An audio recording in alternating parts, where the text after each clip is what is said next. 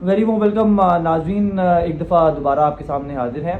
ناظرین، ایران اور اسرائیل کو لے کے جو اپڈیٹس ہیں جنگ کی، وہ تو آپ کے ساتھ وقتاً فوقتاً جو ہے وہ تمام عالمی میڈیا بھی اور لوکل میڈیا بھی وہ شیئر کر رہا ہے، لیکن یہ اونٹ کس کروٹ بیٹھے گا اور کیا ایران واقعی جنگ جیت سکتا ہے؟ جذباتی انالیسس سے نکل کے، اپنی پسند یا ناپسند سے نکل کے، اپنے جذبات سے نکل کر اگر ہم اس کا تجزیہ کریں تو کچھ حقائق ہمیں جو ہے وہ یاد رکھنے چاہیے، حقیقت کے ساتھ آگے بڑھنا چاہیے۔ اور ایران اور اسرائیل کانفلکٹ کے اوپر جو میں نے پہلی ویڈیو بنائی تھی، اس کے اندر بھی میں نے یہی بات کہی تھی کہ بہت مشکل ہے۔ اس کی وجہ یہ نہیں ہے کہ ایران کے کردار پہ یا ایران کے جذبے کے اوپر کسی کو شک ہے، یا ایران کے ہم ایران کو غلط کہہ رہے ہیں، ایسا نہیں ہے، لیکن حقیقت یہ ہے کہ جب آپ ٹیکنالوجی سے لڑائی کرتے ہیں، جب آپ ہتھیاروں سے لڑائی کرتے ہیں، تو پھر موازنہ ہونا چاہیے۔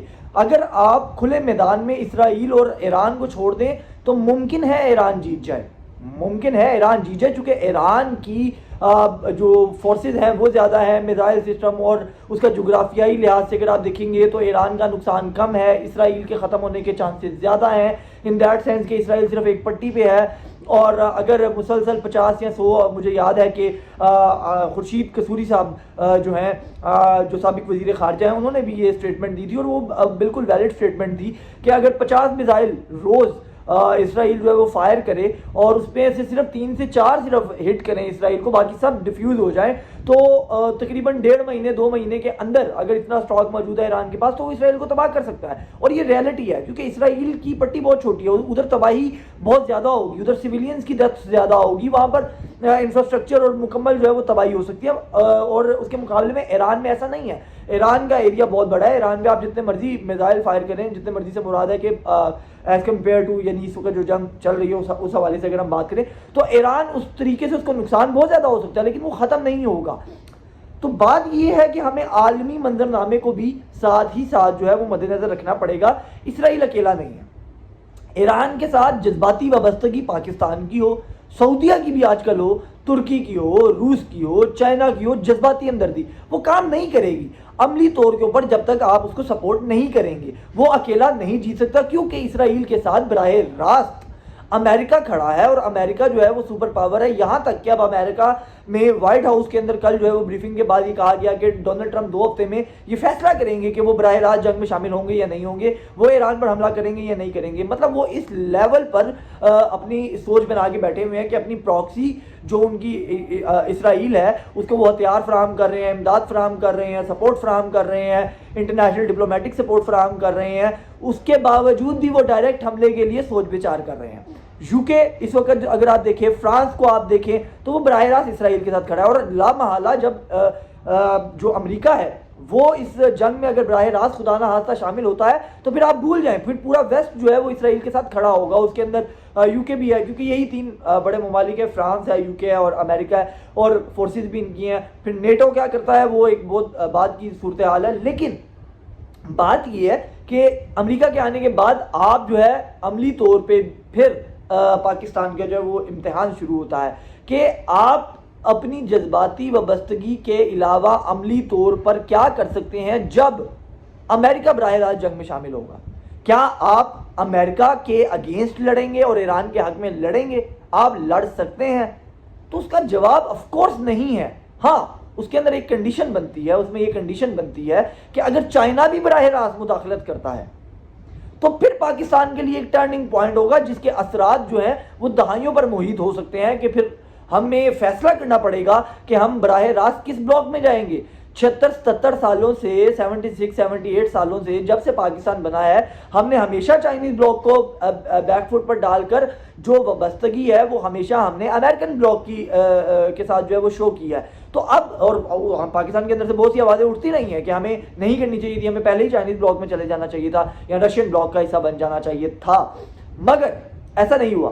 اب اگر وہ دوبارہ ٹرننگ پوائنٹ آتا ہے کہ امریکہ براہ راست مداخلت کرتا ہے اور اس کے بعد چائنا براہ راست مداخلت کرتا ہے، تو پھر پاکستان کو فیصلہ کرنا پڑے گا کہ اس کا مستقبل کیا ہے۔ اس کے اندر پاکستان کا مستقبل بھی دیکھنا ہوگا کہ پاکستان چائنا کا ساتھ دیتا ہے یا امریکہ کا ساتھ دیتا ہے یا دونوں کا ساتھ نہیں دیتا. حالانکہ یہ پاسبلٹی بہت کم ہے کہ پاکستان دونوں کا ساتھ نہ دے. اگر چائنا اور امریکہ دونوں آ جاتے ہیں تو یہ ممکن ہی نہیں رہے گا, اسٹریٹجیکلی بھی ممکن نہیں رہے گا, جغرافیائی لحاظ سے بھی ممکن نہیں رہے گا کہ پاکستان کسی ملک کا ساتھ نہ دے. تو پھر وہ ایک ٹرننگ پوائنٹ ہوگا, اس کے اندر ہماری اسٹیٹ کیا فیصلہ کرتی ہے وہ اسٹیٹ تب ہم دیکھیں گے.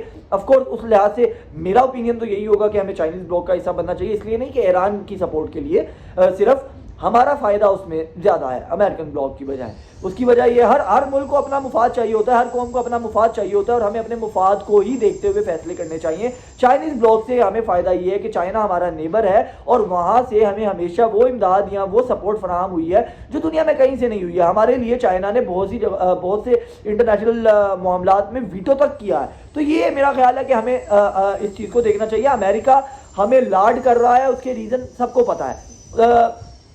جائے گا کہ ایک فیک نیوز پھیلائی گئی, انڈین پروپیگنڈا کیا گیا اور ہمارے تحریک انصاف کے لوگوں نے اس کو بڑھ چڑھ کے اس کا حصہ لیا. اس کے اندر CNN نیوز 18 جو ہے وہ بھارت کا ایک چینل ہے, اس کو CNN بنا کے پیش کیا گیا.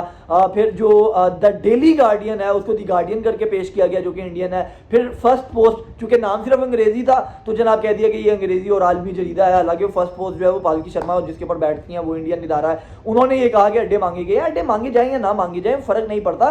اڈے صرف ایران کی ارد گرد میں, اگر آپ نیٹو یا امریکی اڈوں کی بات کریں یا نیٹو فورسز جو الائز ہیں امریکہ کے یا اس حوالے سے جہاں پر امریکہ مدد لے سکتا ہے, وہ صرف پاکستان نہیں ہے اور بہت سے ہیں, وہ ادھر سے بھی لے سکتا ہے. ضروری نہیں ہے کہ اس کو پاکستان کے اڈے چاہیے, اگر اس کو چاہیے بھی ہوں گے تو پاکستان نے یہ ایک پروپیگنڈا کیا گیا.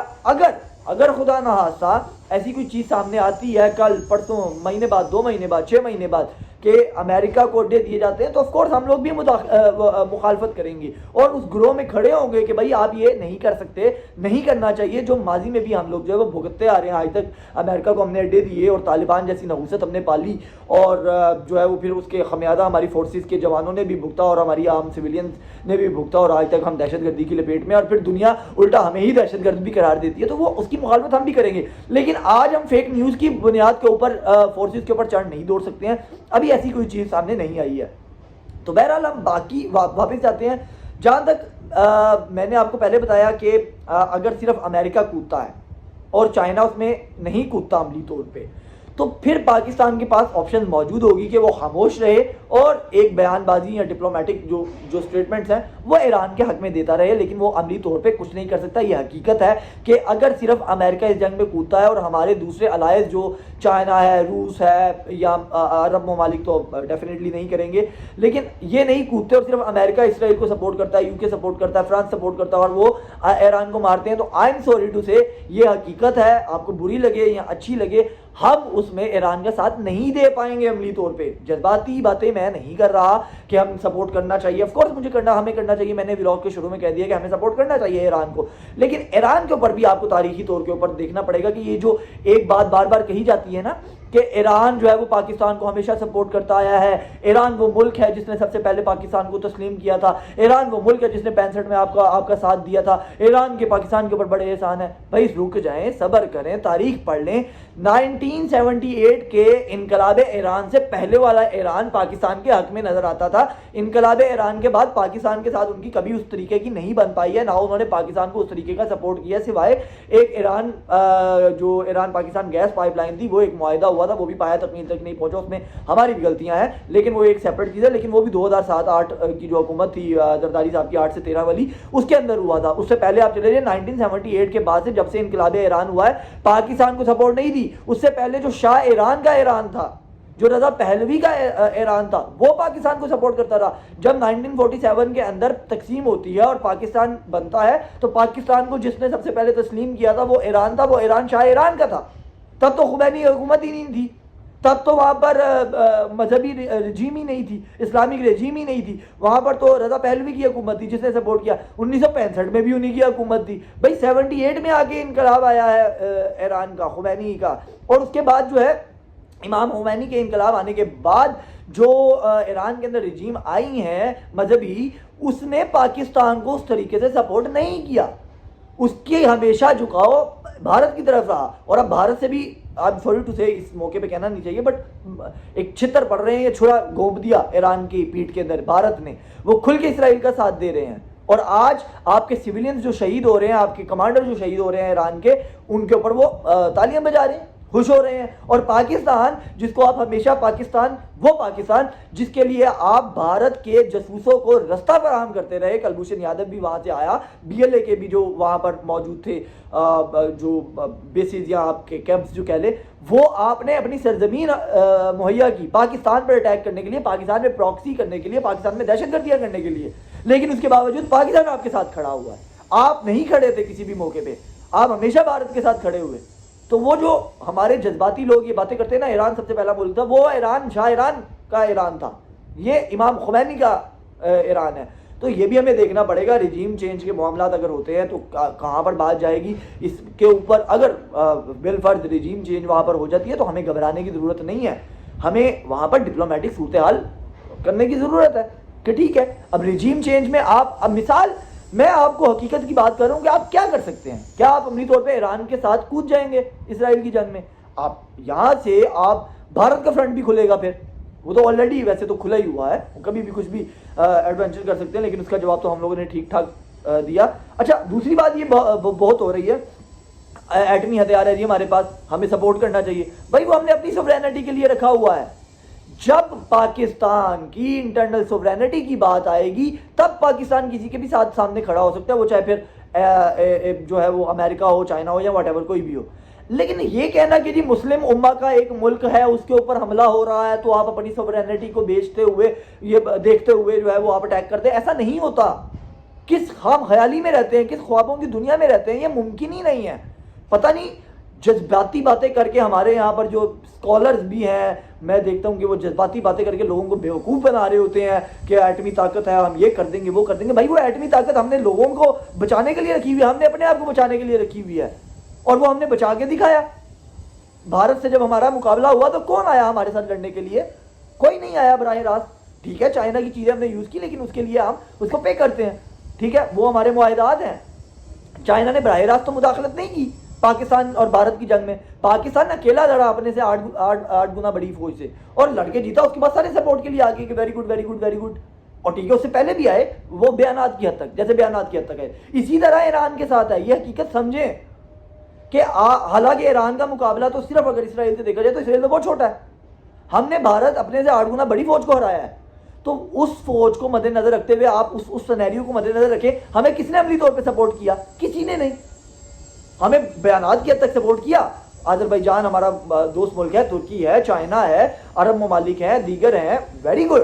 میں اس کے اوپر وہ نہیں کر رہا، لیکن عملی طور پہ کوئی نہیں آتا. آپ کو اپنی جنگ خود لڑنی ہوتی ہے.